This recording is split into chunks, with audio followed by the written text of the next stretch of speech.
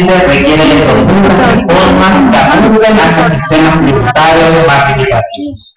En la actualidad, aún prevalecen los sistemas en los que la mayor carga impositiva es asumida por la pequeña y mediana empresa, los profesionales asalariados y los hogares más pobres, lo cual no genera los recursos suficientes para promover un desarrollo sustentable. En Nicaragua, la falta de una política fiscal justa, equitativa y transparente es una de las causas de pobreza y desigualdad, pues afecta la capacidad del Estado para disponer de suficientes recursos financieros que permitan financiar un mayor gasto social e inversión pública de calidad.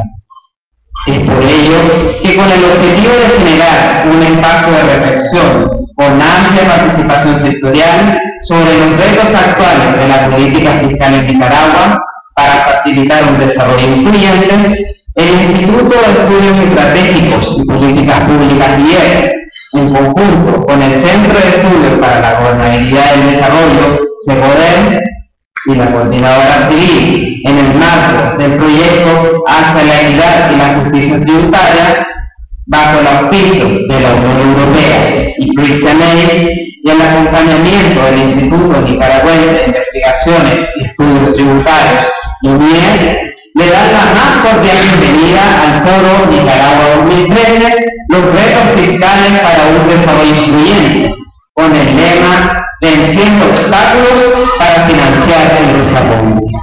Presiden este acto el señor Andrea Foro, de la Unión Europea, el señor Alejandro Aguilar, del Instituto de Estudios Estratégicos y Políticas Públicas IEP, el señor James Henry, del Tax Justice Network, el señor Juan Alberto Fuentes, de la Comisión Económica para América Latina CEPAL, y el señor Abelardo Medina, del Instituto Centroamericano de Estudios Fiscales, ICE.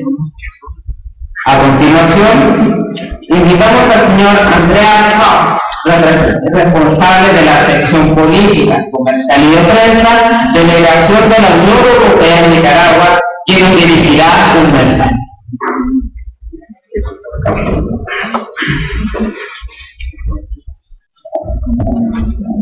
Buenos días a todos.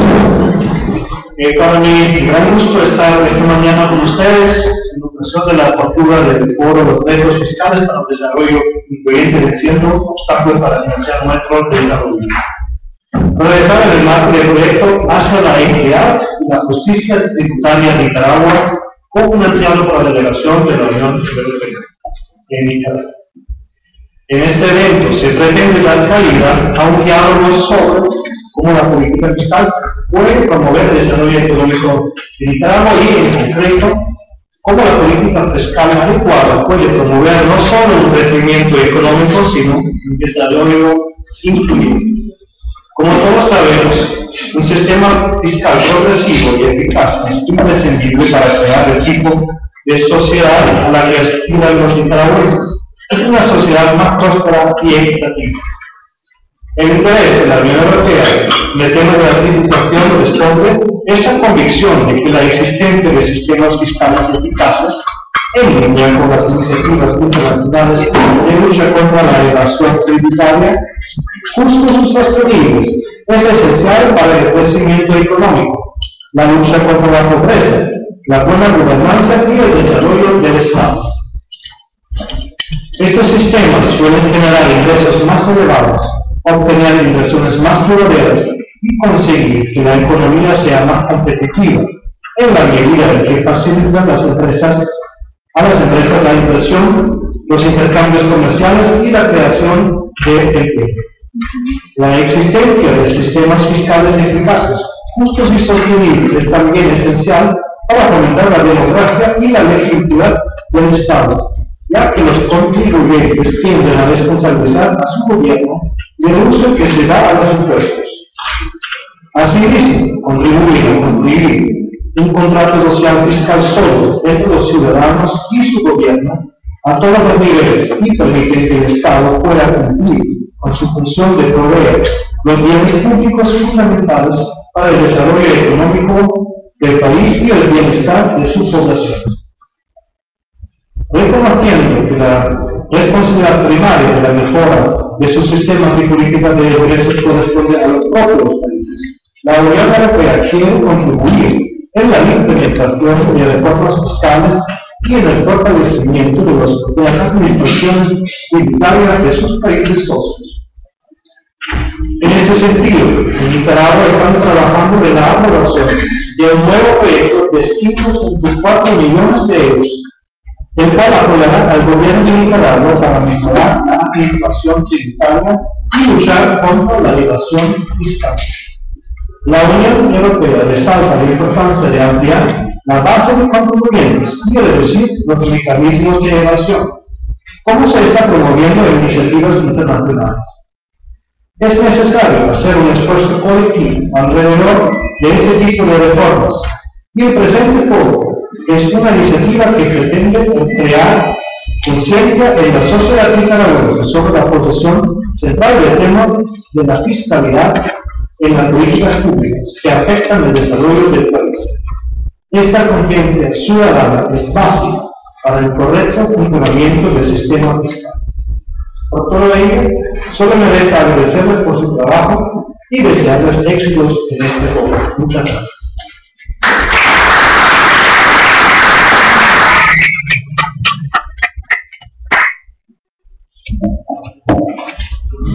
En estos momentos invitamos al señor Alejandro Aguilar, presidente de la Junta Directiva del Instituto de Estudios Estratégicos y Políticas Públicas CIE, quien nos brindará una charla.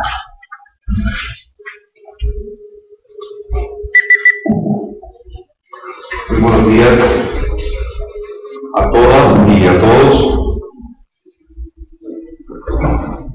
El señor Andreas Hack, responsable de la sección política, comercio y defensa de la delegación de la Unión Europea en Nicaragua.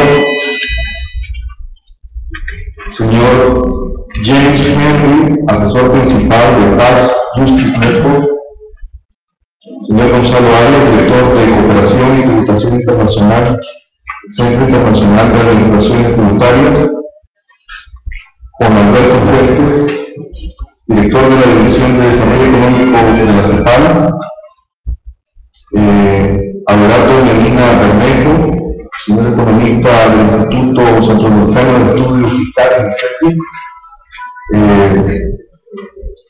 Queridos y amigos, compañeros, compañeras, colegas, colegas del IEC que también están aquí con nosotros, funcionarios del gobierno central, representantes de la cooperación internacional, representantes de organismos no gubernamentales, representantes de la empresa privada, invitados especiales, amigos, amigas todos.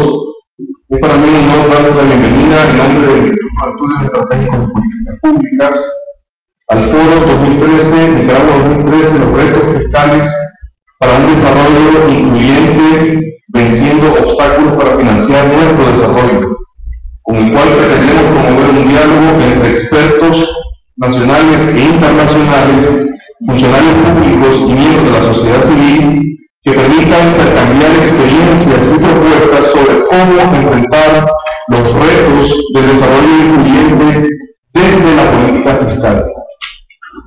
Nicaragua enfrenta los mismos retos de América Latina: construir sociedades con mayor justicia fiscal y combatir las prácticas de evasión internacional.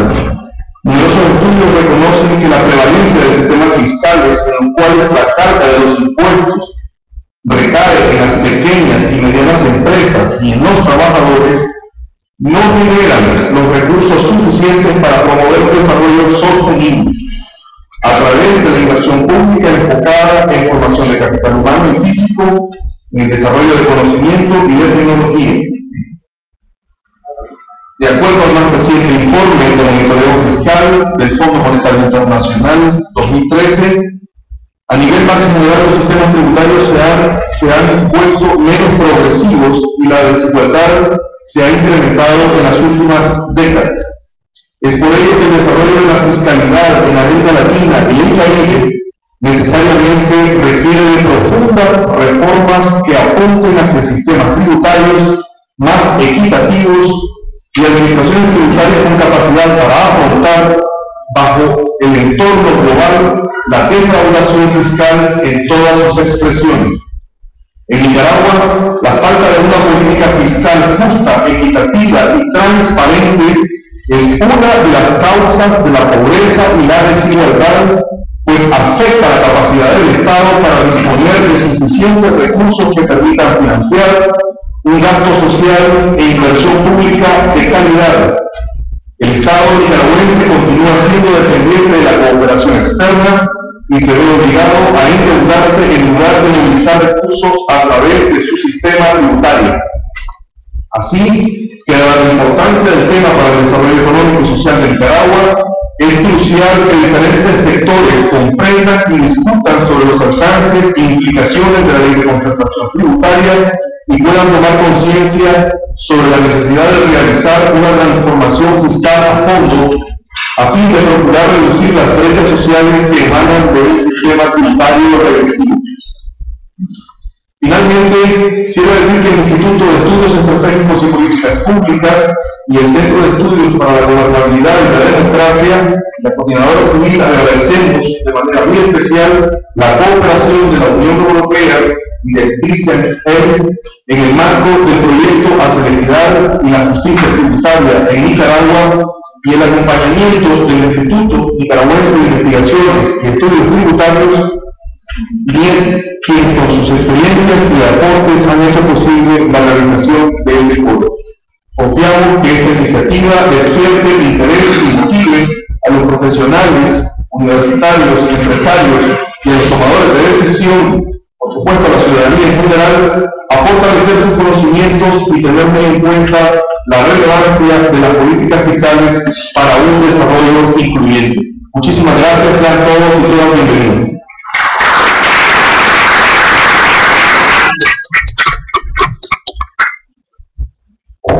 A continuación, invitamos a los miembros de la mesa de presidio y incorporar su audiencia para poder escuchar la ponencia.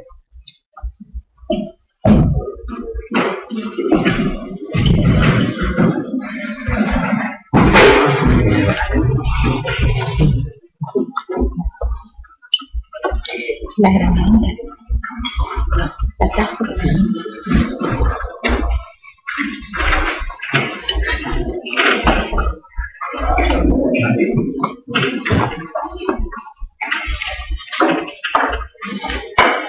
En estos momentos daremos inicio al foro con el tema Evasión Fiscal Internacional y su afectación en los países en desarrollo, a cargo del señor James Henry, quien se ha desempeñado como economista, abogado y periodista de investigación.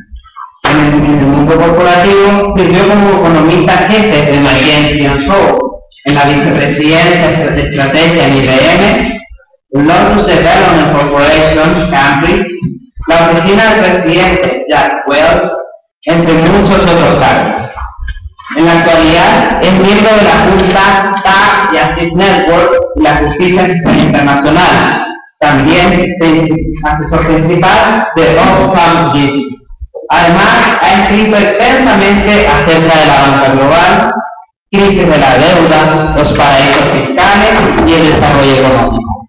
Le damos la bienvenida al señor James Henry.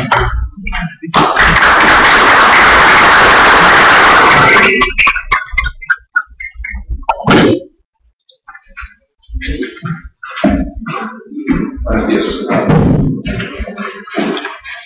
Everyone see this?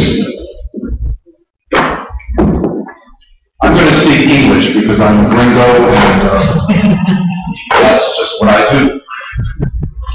But there are headphones available. I'm hoping that let me know if I'm not clear, because it's very important what we're here for today. The issue of tax justice has become a global movement in the last 5 years. Taxation is fundamental to developing countries. Invitamos a todos los presentes a ponerse en dispositivo y está disponible en este evento que cuenta con transmisión simultánea. Muchas gracias.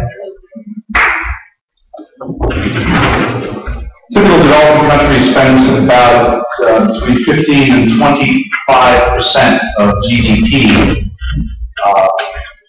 on government. You can try relying on aid. The Western countries have had a hard time finding more than 0.7% of GDP to give to developing countries. We tried the debt crisis during the 1980s. We saw the debt finance for development was a disaster. Foreign direct investment typically accounts for 1 to 3% at most of GDP. So at some level, you need taxes to support development. And that means that we need to find about 20 to 30% of GDP in year out from tax revenue. How do we do that? Well, some countries have tried sales taxes and VAT taxes and taxes on the middle class and the poor. You go to Brazil, for example, the bottom half of the population pays a higher cost of government, of the share of government, than the top 10% of the population, because Brazil relies very heavily on regressive taxes. In the United States, we've had an income tax, but that income tax has come under attack, and I'll talk about how U.S. income taxation has become more regressive.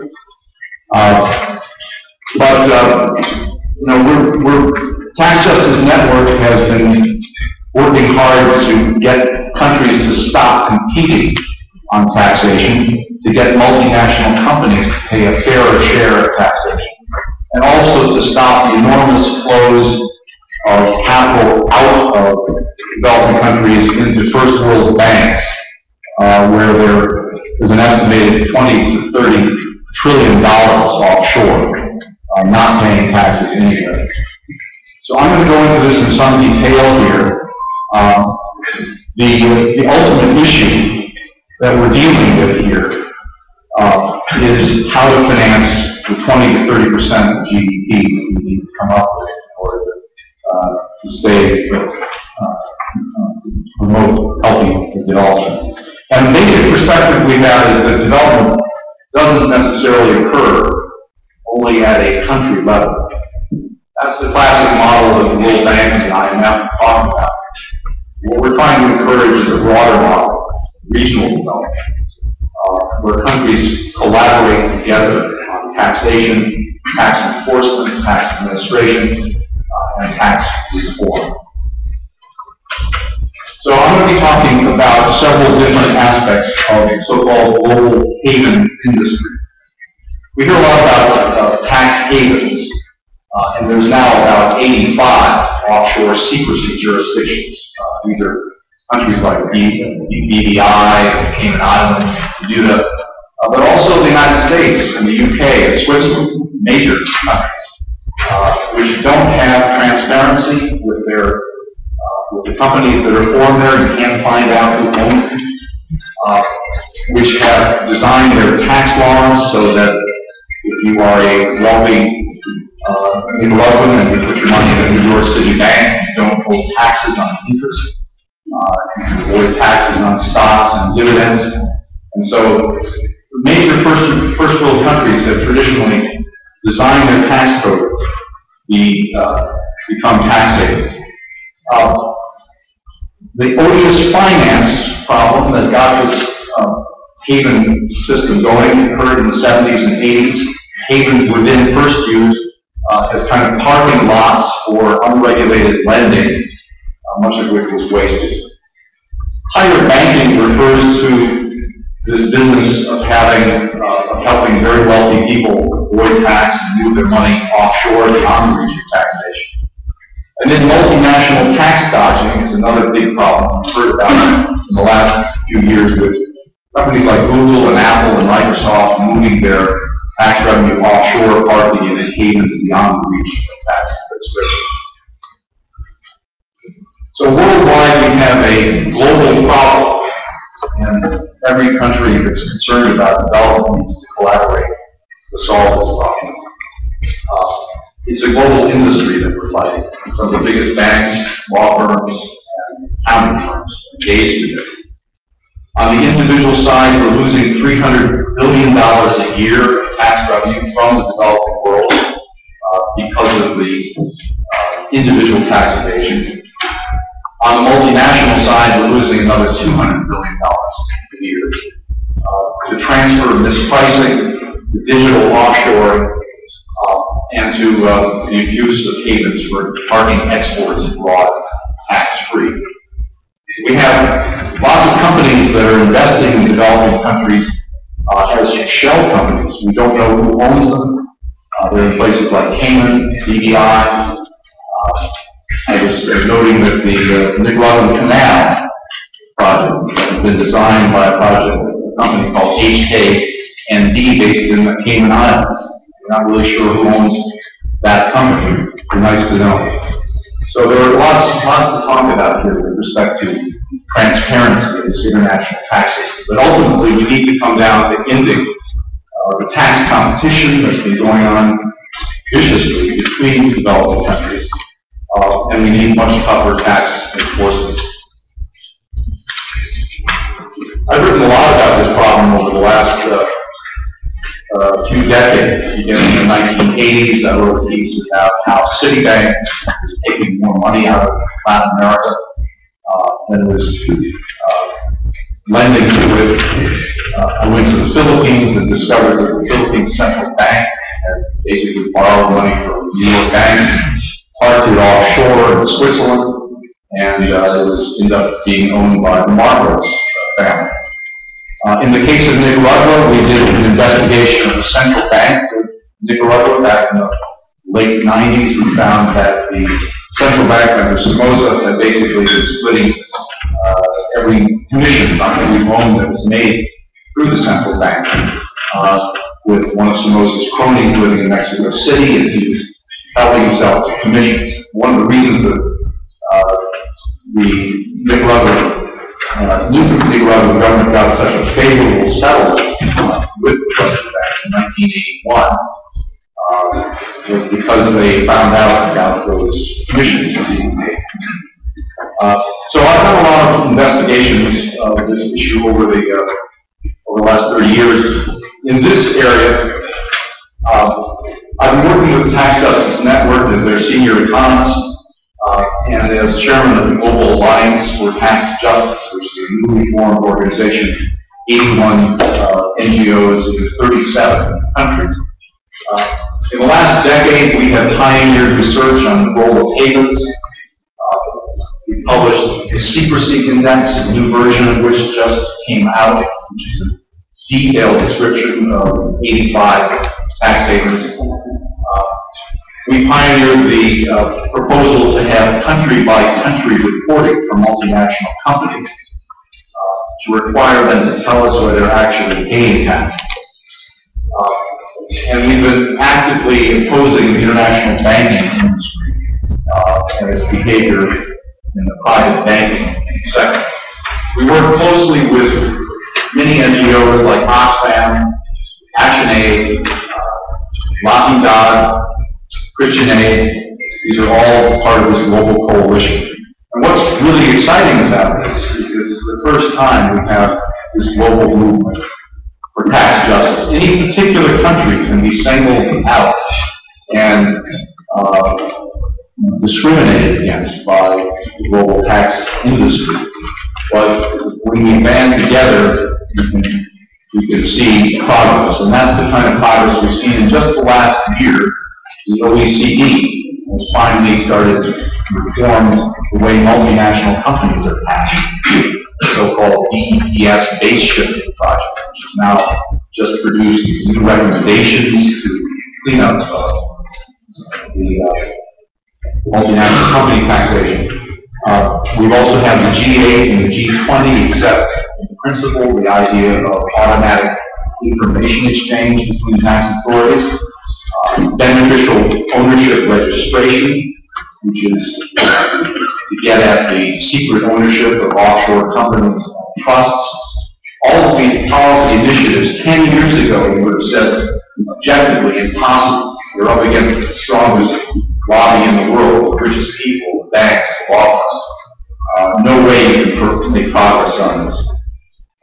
But just by producing good, solid estimates and working hard and actually making the truth known about what's been going on, I think we've been able to call attention to this problem and make enormous progress. The other thing that's happened, of course, is that there's been a worldwide financial crisis.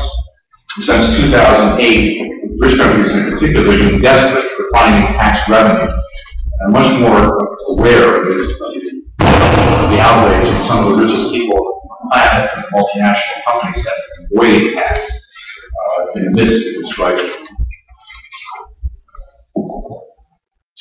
This is just the reference to the study we did just last year. We documented the fact using 3 different methodologies, estimating the total amount of offshore wealth owned by private individuals beyond the reach of tax authorities. It turns out that it's about $21 to $32 trillion as of year-end 2010, and it's been growing since then. That's just financial wealth. All of that belongs to about 0.14% of the world's population, about 10 million people. And the top 100,000 people are worth more than $30 million net worth each, own about 80% of the offshore wealth. So it's an incredible inequality here that this missing wealth relates to. About a third of this comes from developing countries, and about $9 to $11 trillion. If you add that $11 trillion to the $6.5 trillion of official reserves that developing countries have, and then net out the $4.5 trillion of debt, it turns out developing countries as a whole are net creditors of wealthy countries to the tune of about $10 trillion, which is another strange phenomenon in the world economy. You have the poorest countries on the planet actually lending money to wealthy countries by way of this wealth transfer.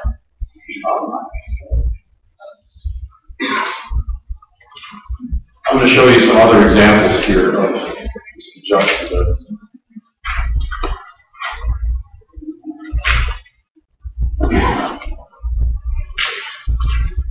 For Latin America as a whole, as of the year 2010, we had about $2.1 trillion of offshore private wealth parked in havens. That compared with the gross external debt for Latin America as a whole of about $1 trillion. So that Latin America is also a net creditor of wealthy countries to the tune of about $1 trillion. And that pattern occurs for all of the major countries that are involved in this. This is the top 20 countries that have, developing countries that have offshore wealth on the order of about 9 to 11 trillion. Those 20 countries account for 80% of it. China is the biggest one. But Russia, Korea, Brazil, Kuwait, Mexico, Venezuela, Argentina are also major sources of unreported offshore wealth beyond the reach of the tax. Typically invested by way of owning. Let's talk about how it works. It's pretty easy for someone with a private company to set up a company, say BVI, with a trust in the Isle of Man or Jersey, and to have anonymous ownership of this capital offshore, investing in first world stock markets, owning bonds and stocks, and not having any of it reported back as taxable income in the home country. Mexico, for example, has a worldwide income tax, just like the United States does. But the U.S. Treasury doesn't report any of the earnings that are registered by Mexicans in the United States to the Mexican tax authorities. And all of the substantial wealth, in the case of Mexico, about $417 billion of offshore wealth that's going untaxed. And this is just on the individual side. We talk about the multinational companies later. China is an interesting case because in that example you have much of the flight unreported outflows from China have been flowing back into China to take advantage of investment protection by way of offshore companies that are registered in Hong Kong or BVI or Singapore. And so the money is not necessarily outside of China, but it's moved by way of these conduits to avoid regulation, to avoid taxation, and take advantage of investment treaties. China is really the biggest player in this game. So all of these countries, major countries, as I said, are basically net creditors, not debtors.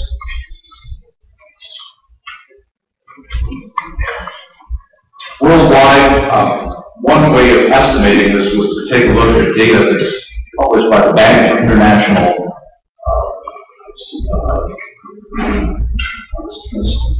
EIS, the Bank for International Settlements in Geneva, on cross-border deposits by non-banks. As of year-end 2010, there was about $7 trillion in these cross-border non-bank deposits, most of which are by individuals. Of course, that's only a fraction of their portfolio. So one way of estimating the global total is to take a look at what the typical portfolios of wealthy investors, and you find that deposits are typically 20 to 25%. That allows us to scale up the estimate to 21 to 32 trillion, which is financial assets.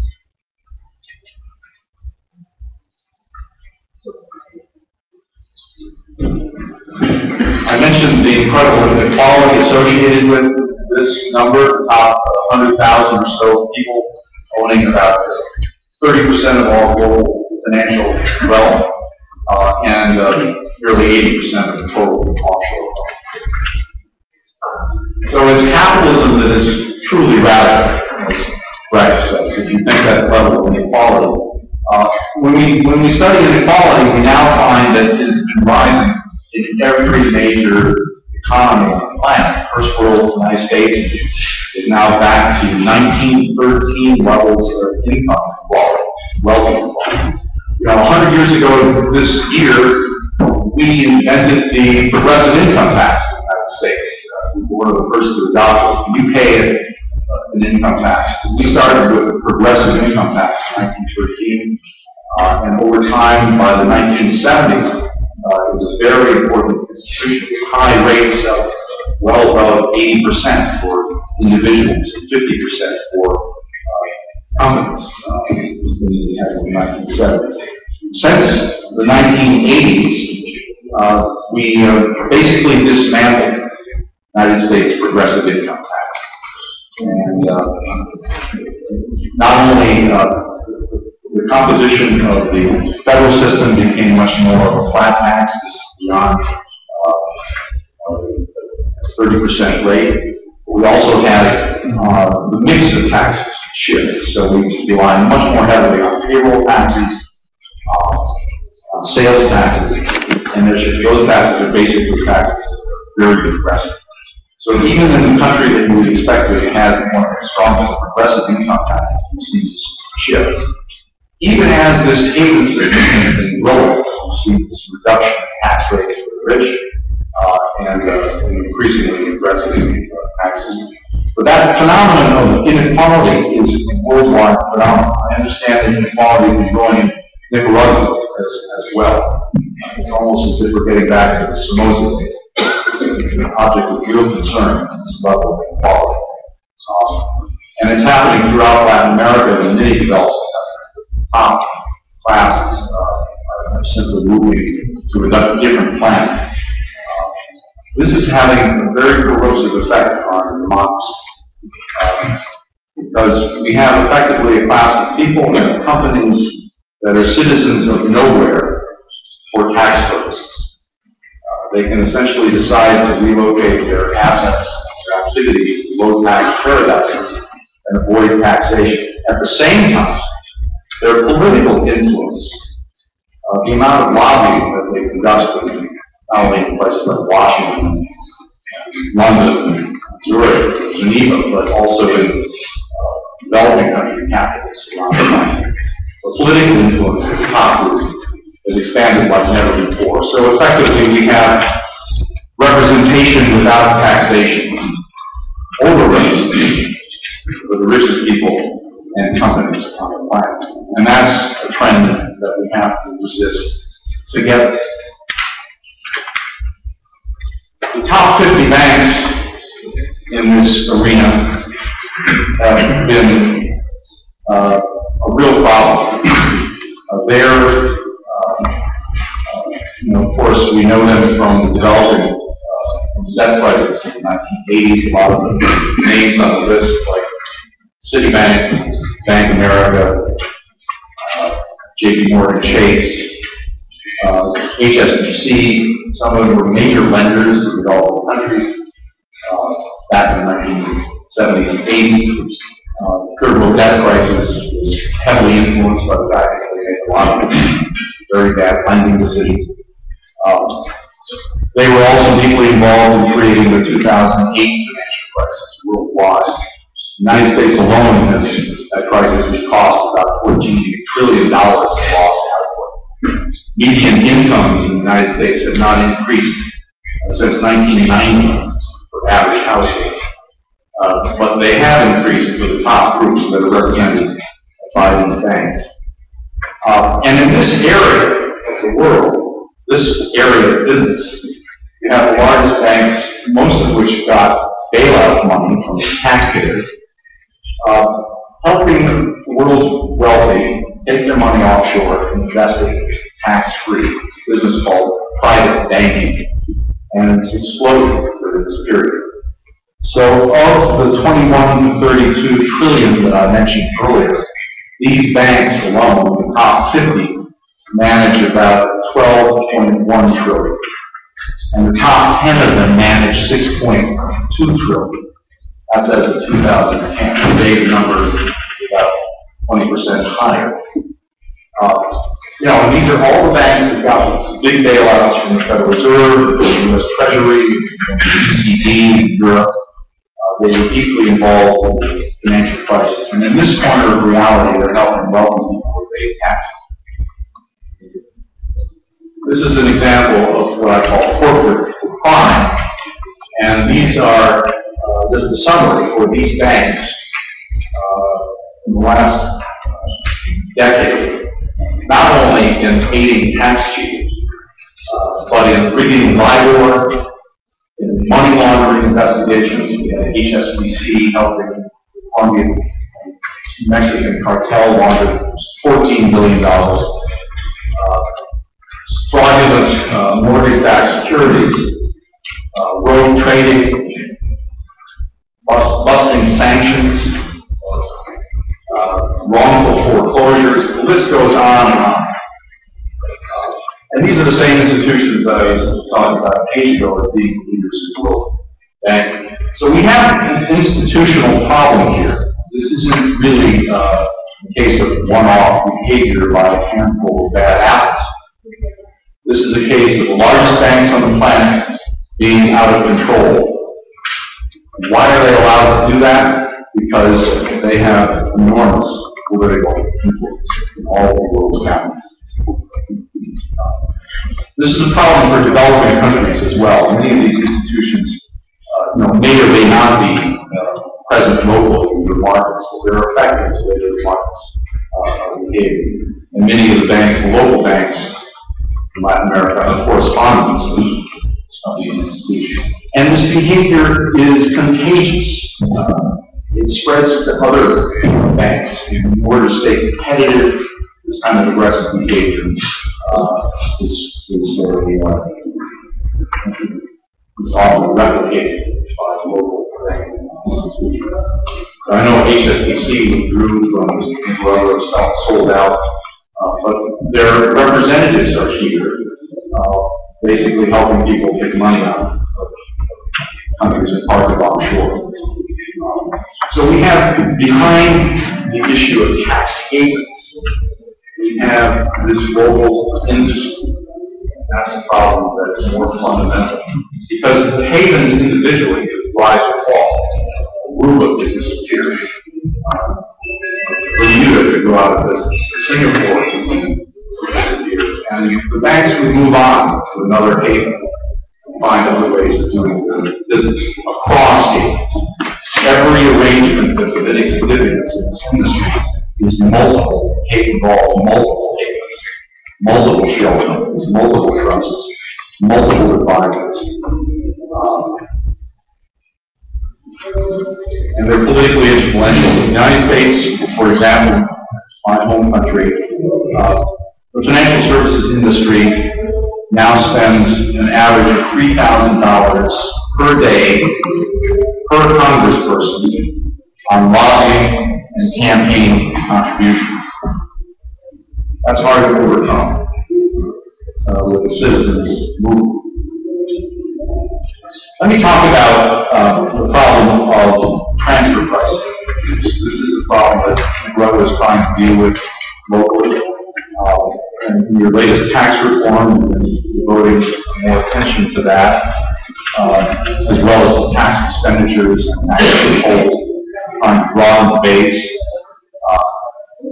One of the problems with the global economy is that we've decided that any multinational company can basically be a resident anywhere you want it to be, just by setting up a subsidiary, a so-called separate entity.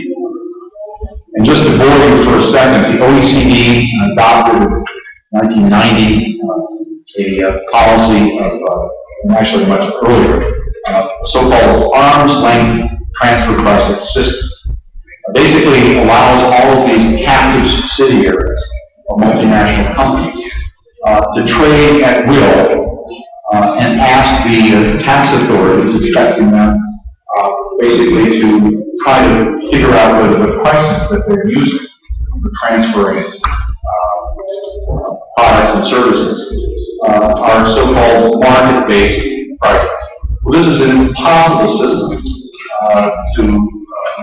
to please, especially for developing countries. Many developed countries just give up. They don't even have audits of multinational companies. It's too complicated.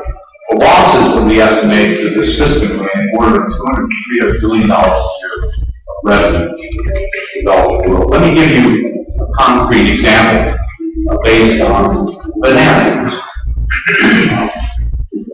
Bananas leave produced in Ecuador, in this example, export price of $20 cents per pound.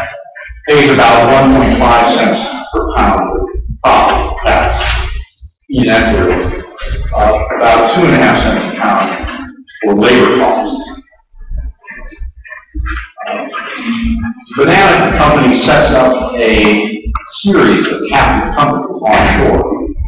In this case, it sets up a subsidiary in the Cayman Islands to handle the so-called purchasing network, and it charges itself 12 cents per pound for the use of that purchasing network. But it also needs, in Luxembourg, a subsidiary that charges another 12 cents a pound for financial services. In Ireland and Isle of Man, sets up a subsidiary to charge for the use of its land. Again, these are captive companies within the banana company, charging the parent these artificial prices. The Isle of Man charges 6 cents per pound for insurance.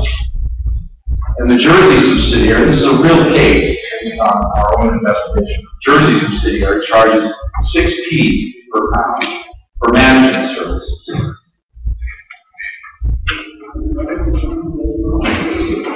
And the Bermuda subsidiary charges 26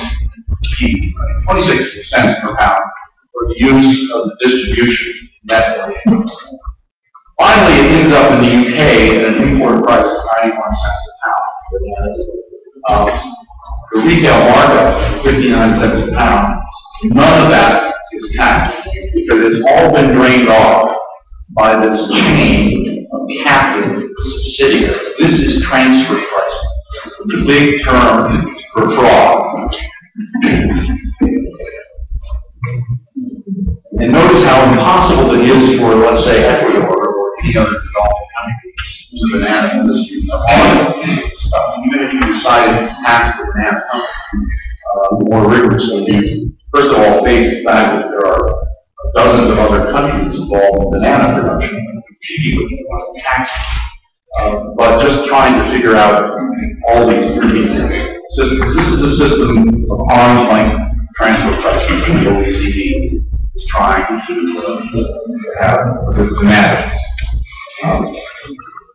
In fact, economists know that what's really true here is that world trade now consists of about 60% intra-company transactions. Giant companies trading with themselves. And all of these transactions are basically exist because there are no perfect markets. There are no arm's length prices to be used.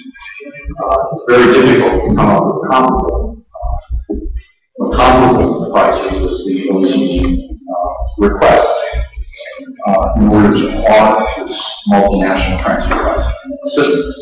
As the Indian economist said, the invisible hand is nowhere to be seen. So, this is an attempt to ignore the fact that these markets aren't perfect, that they're entirely internal, and to use a captive model of transfer pricing as a substitute for having a better system. The impacts of this on particular countries are extraordinary. If you take Mexico, for example, transfer pricing reduced in Mexico is large enough so that it totally offsets all of Mexico's net foreign direct investment. Even apart from capital flight and missing wealth, we saw earlier on the individual side, on this corporate side, misinvoicing of the Mexican economy is found mainly with the United States and Canada.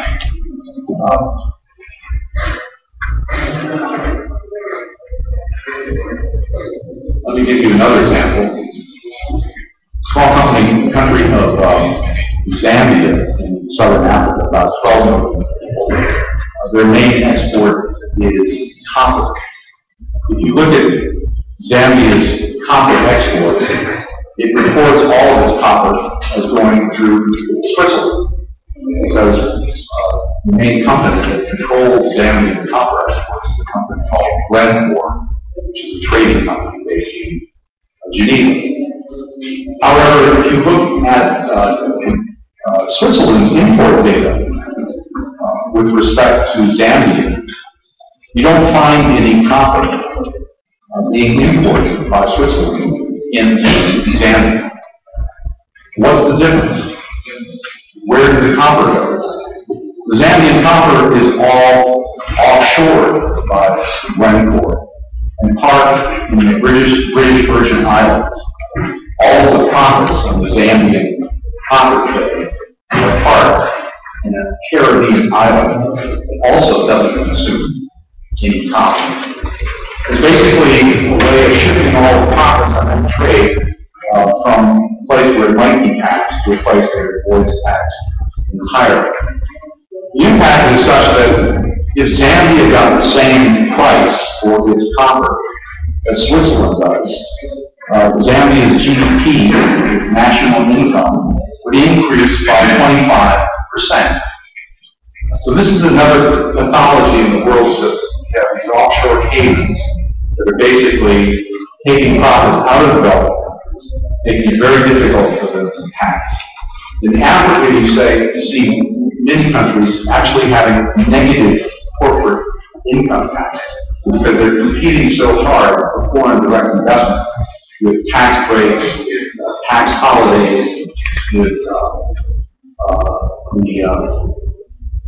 the kinds of free trade zones that they've been putting up everywhere, whether it's the Mauritius, that multinational companies there, in many cases, pay negative taxes on their African operations. Similarly, in Latin America, that explosion of tax incentives, tax breaks, all designed to help induce foreign investment and to get multinationals to come to a small country. I was just at a conference at Columbia University last week, carefully the explosion of tax expenditures for the company sector. And the basic storyline is that many companies would come anyway, even if you didn't give them this kind of driver for these tax incentives. There are companies on the margin that can go elsewhere, refuse, but if someone wants your resources, they want access to your copper, they're going to go get it, and you can charge for that. You don't feel you have to give away the stores. We have the example of Coca-Cola in Vietnam. Coca-Cola has invested over the last 10 years about $200 million in Vietnam. But over the last 10 years, they've also taken out about $200 million of untaxed profit. So the net gain to them, the net cost of taxation in Vietnam is zero. They haven't paid any taxes there. I'm interested in whether Coca-Cola pays taxes anywhere in developing countries. So I'm interested to take a look at that because they are pervasive. They're the largest employer in Africa. It's a well-known brand. But they're just one example of a company that's so designed its tax behavior that it pays very little tax in countries that it's operating in.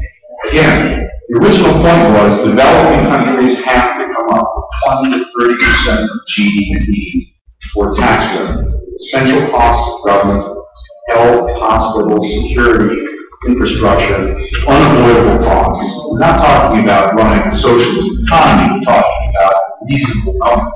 Where are you going to raise the tax bill?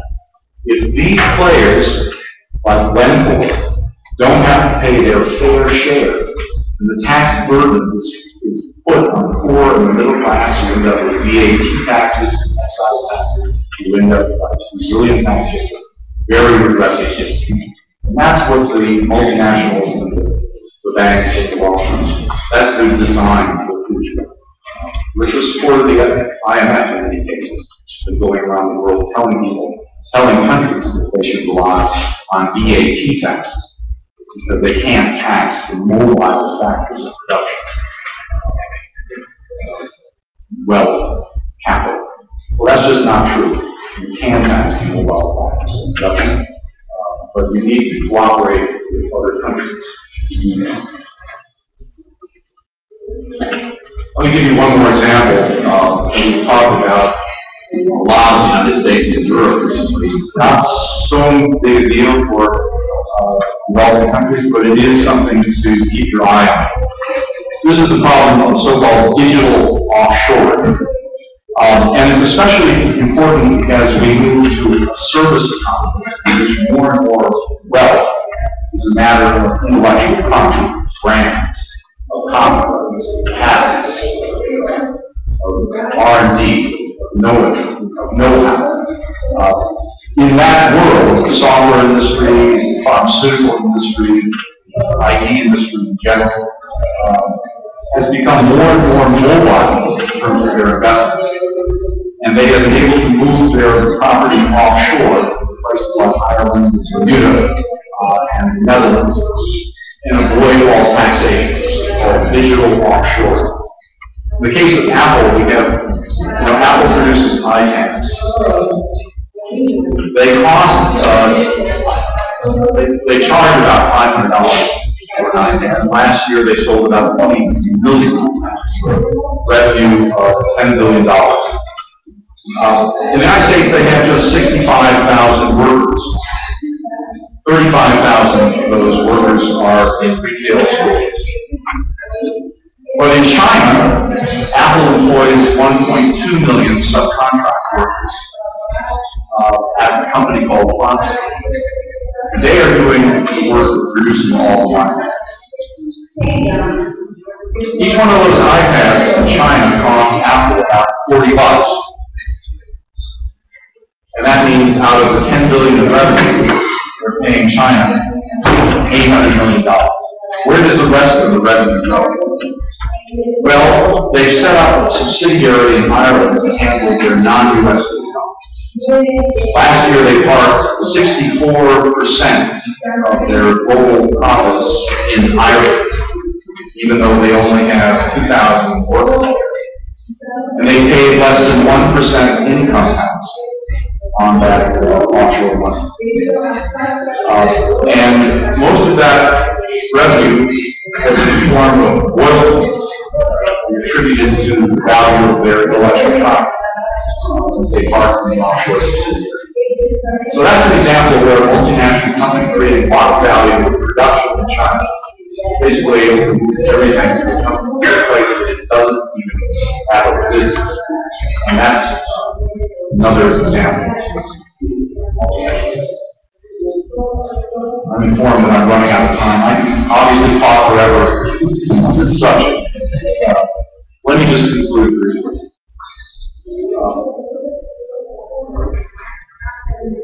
This is the problem that I was describing. The general pattern, even while payments were exploding, was for corporate tax rates to fall. So you get the United States and the UK and Canada and developing countries as well, I mentioned the African countries, joining this race to the bottom in international taxation. And the result is for developing countries that they have had to rely more and more on sales taxes, payroll taxes, and trade taxes. This is the chart you probably have to look at in the handout. It's hard to see, but the basic point is right here. Sales taxes for developing countries, low-income countries, they rely only 0.1% of their total income. Their total revenue is on taxes, and sales taxes and payroll taxes, taxes on trade. Similarly for other developing countries, they're not able to tax multinationals appropriately because of these tax schemes in development. So the answer is to tackle tax competition on a global level. We need to understand our neighbors. The problem of tax as a development problem, and the problem of tax competition as being something that we have to end. Now, the UN Tax Committee, the violates for the OECD, deals with these very same issues. And you might think that the developing world would be active in pushing the UN to have an aggressive role on this issue. The UN Tax Committee has 2 people and a $400,000 budget, about the same budget as the Ecuadorian Tax Administration per year. For whatever reason, developing countries have never gotten together on this issue. They have never presented united demands that rely on the OECD. That's what tax justice is trying to do.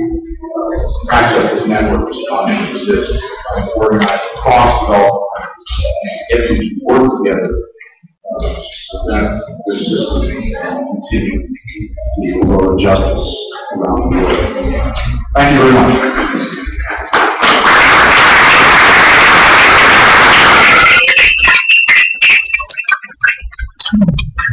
Muchas gracias por su ponencia.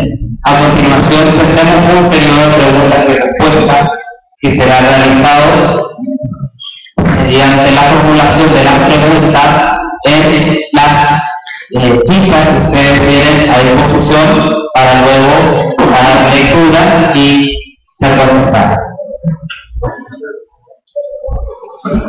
Por favor, recuerden ser claro, conciso y preciso.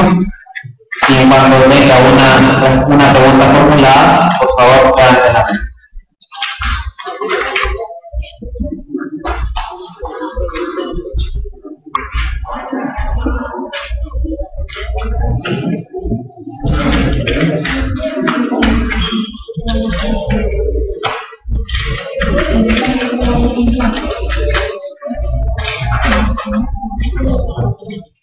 Any questions?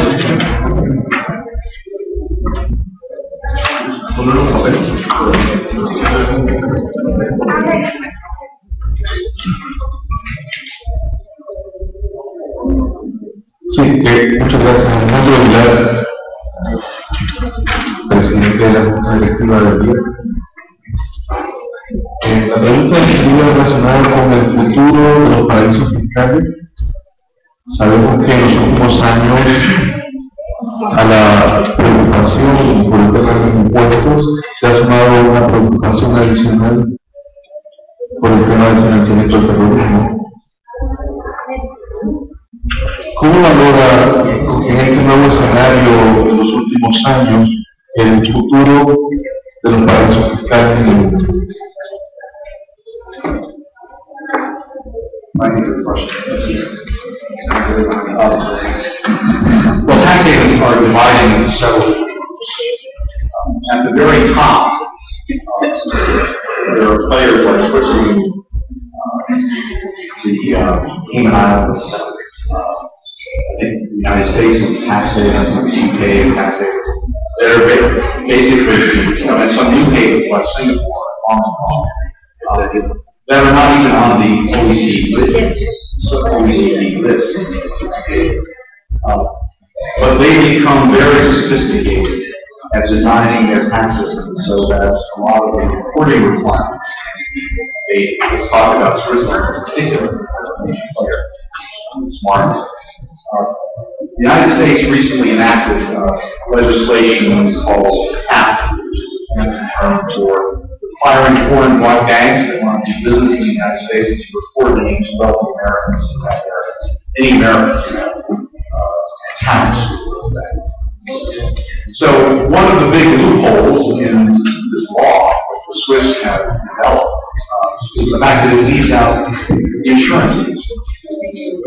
So if you set up let's imagine you're worth 500 million euros. You set up an insurance policy that has a 20 million euro per year payment. And then you pay that to Switzerland as an insurance premium. And then after 10 years, you cancel the policy. So what's happened to your foreign wealth? Well, that whole transaction is left out of the current international reporting. Gold is another major loophole there. You have these enormous vaults outside of Zurich and Geneva. So densely populated you can't even build a subway. But the Geneva Freeport is a place where you have art, physical assets that are valuable. That's all left out of the current report. So the more sophisticated havens like Switzerland and the United States, banks are basically designing systems from the ground. Routine kind of run-of-the-mill island, I think, is in trouble. They're a commodity business, and they're under increasing pressure. None of the big havens that are really the most important were on the OECD blacklist. You know, this is blacklist and whitelist. Now there's almost no list at all, but during the heyday of the lists in the early 2000s. So if I'm revising small European countries, I would say this is not a time to get into the haven business. It's already 85%. It's kind of a commodity business. But the big players here are very sophisticated amounts. The haven industries drive the stand. Like we're told for the smaller havens, less the goal is not but the Naui or the Cook Islands, Vanuatu, endless of havens. I would say that they are going to have a hard time. Terrorism finance is another whole issue which is often used.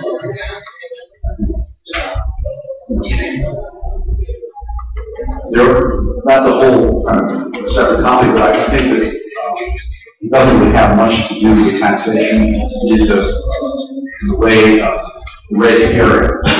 Because most of the terrorism that we've seen hasn't really cost very much money. The entire world trade costs So the issue has not been, so much financing of terrorism. It is more fundamental development questions. Harry, muchas gracias por su exposición. Una pregunta que queríamos hacerle: ¿qué evidencia se conoce frente a evidencias como esta, contundentes investigaciones, contundentes pruebas, donde, como usted decía, el sinónimo de para eso que está el fraude y detrás de eso está la impunidad? ¿Qué experiencia existe de emplazar en tribunales internacionales a los promotores, incluso países, que están llevando adelante lo que parece algo irreversible con la capacidad lobby y el poder financiero que tienen?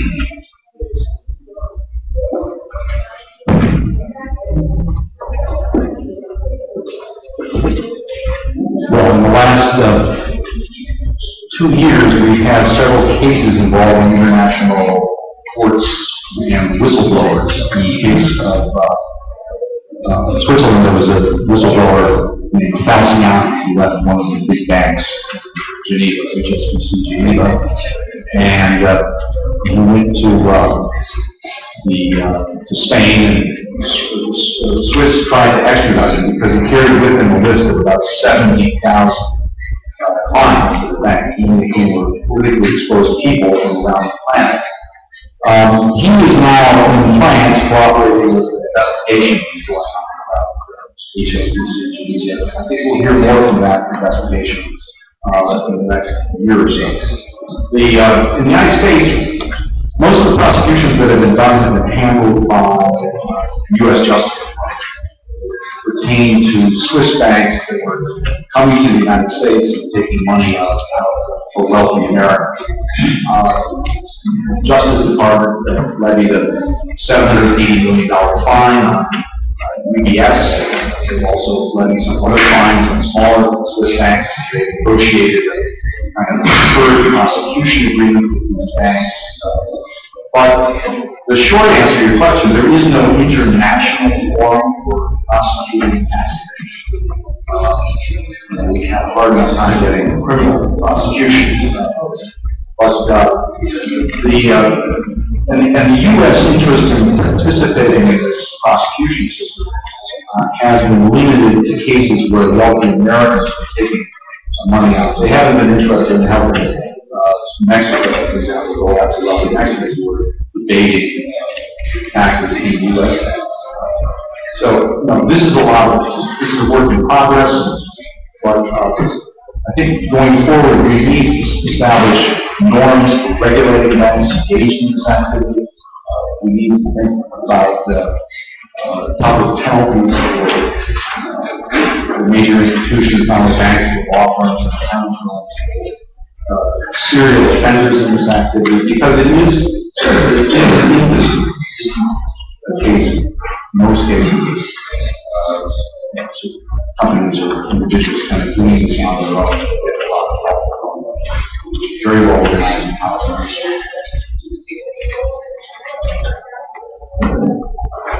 ¿Cuál es el común denominador de la legislación en los países latinoamericanos en relación a los precios de transferencia?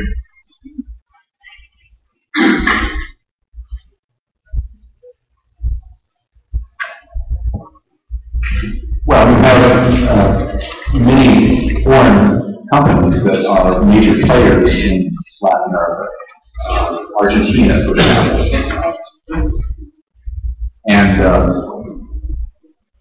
I think to a greater extent than even the United States, countries in Latin America are dependent on being able to tax those foreign investors on their businesses. The average corporate income tax and share of tax revenue in Latin America is on the order of 15 to 30%. Argentina is about 30% of total tax revenue is based on tax on nationals. So in the case of Argentina, you have very important grain and oil players. If you look at the Argentine foreign accounts, you would believe that the major customer for soya is Uruguay, because all of the exports by players like Cargill or Bungie Born of soya, you're talking about one of largest players on the planet in terms of providing soil. It's all sold out through Uruguay. And the profits are, just like Glencore was doing with Zambia and Portola and copper. In case of grain, it's all being marketed in Uruguay. In case of Canadian gold companies in Mexico, not paying taxes, engaged in environmental use, transfer pricing their profits from gold exports. So it's hard to say which export industry, the bananas we talked about, it would be hard to say which industry is not engaged in this. Tourism, another great example, international tourism, cruise ships, all of them are owned offshore, parked in nations, and not paying much tax countries that they're dealing with. So going forward, one thing that we could do on a country-by-country level is to identify those industries, the big players. This is work to be done. This is something that we have already done. It's a job for all the countries in this region to get together and look at industry by industry. What are the big players? What are the abuses? How do we get a handle on this industry by industry?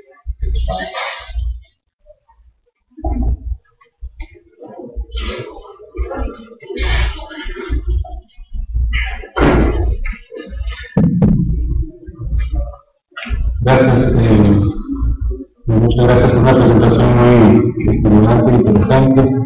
Yo quisiera preguntarles sobre las perspectivas de práctica, Foreign Account Tax Compliance Act, y cómo esto puede incidir en un mayor grado de información sobre recursos y cómo eso podría afectar eventualmente el uso de paraísos fiscales.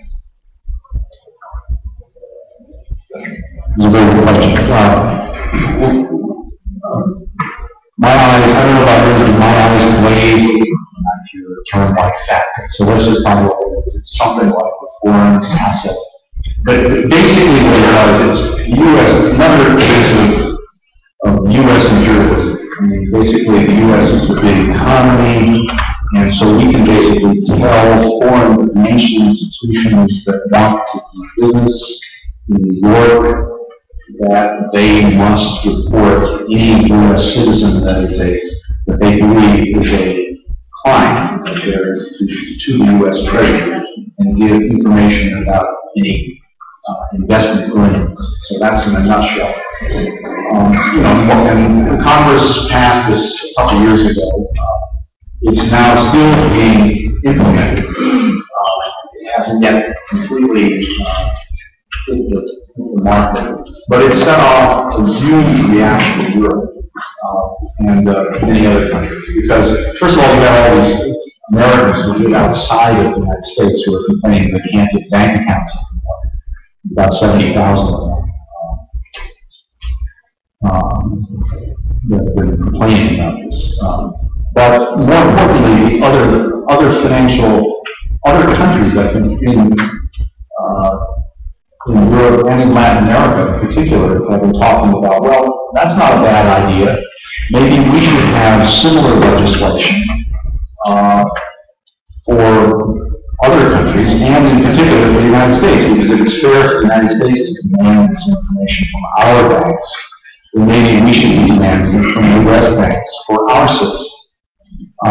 And so that discussion, I believe, is going on within the EU today and still be debated. And there are also some issues with respect to Panama sharing information with Ecuador and Venezuela on information. Panama signed an agreement.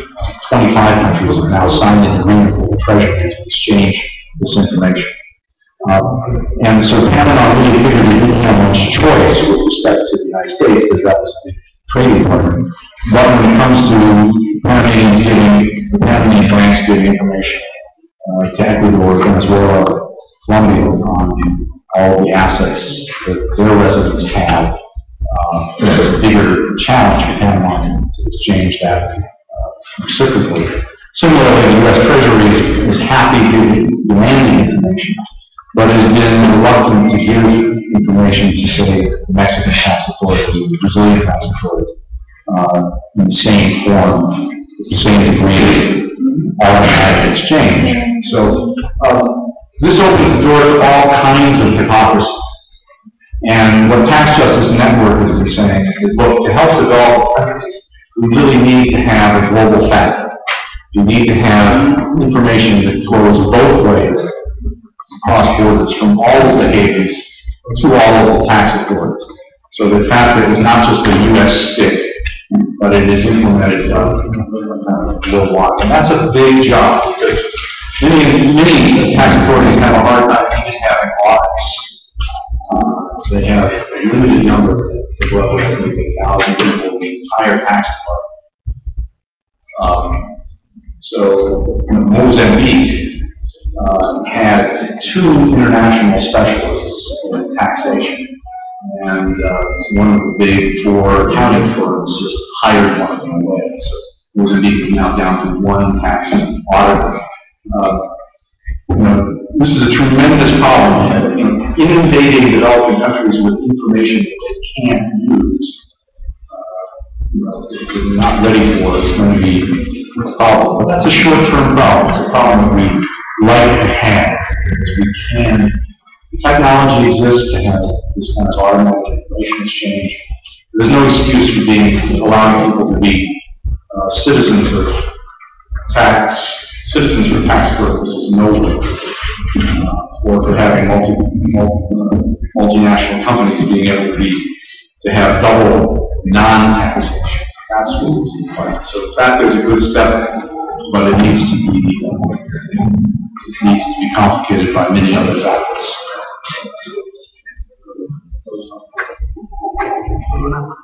¿Qué capacidad de incidencia se desarrolla a nivel de las curvas reales sobre este tema?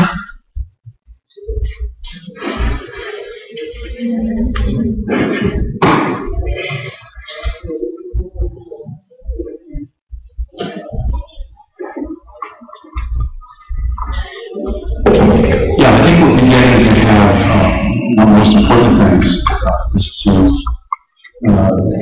to have local and regional tax justice networks become much more vocal, because I'm one guy sitting in New York. I'm highly motivated to do this because I'm outraged at the system. We have a few people in the UK that are also outraged and volunteer to spend their time. We don't get paid for this. We basically just do it on our own.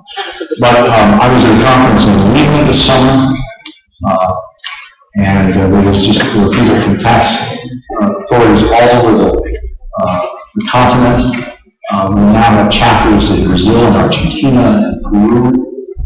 We were just at a conference in Tanzania, where there were outstanding presentations on tax justice issues from Kenya, from South Africa, from Namibia, and really first-rate work being done. There's no substitute for having local studies and local analysis, local knowledge of all this issue. But it is a global movement. So I would encourage Nick Rubber to have a tax justice initiative here to understand how they can link. It isn't so much understanding just the local tax situation, but also, how can we partner with other countries on this issue of tax justice? Can we form a Central America tax justice network that will really address and start to attack problem tax competition that's existing here? How do we do this? This is the first time in my lifetime that I've seen a global movement that was not corrupted by, fundamentally driven by the outrageous levels of inequality and injustice that we're seeing. I think it's very encouraging for people to get involved in this. Muchas gracias por su presentación. Damos por finalizado el periodo de preguntas y respuestas.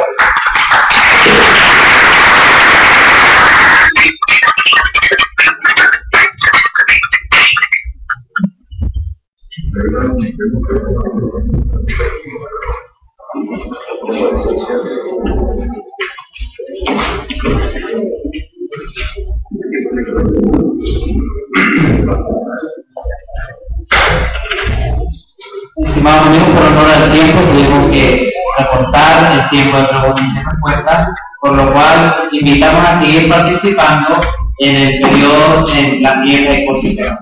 Muchas gracias. A continuación, invitamos a todos los presentes a un receso de 20 minutos para observar sobre las impresiones de la exposición y compartir otras vivencias. Terminaremos la sesión a las 11:05. Muchas gracias. No es para tomar café. Ambas cosas.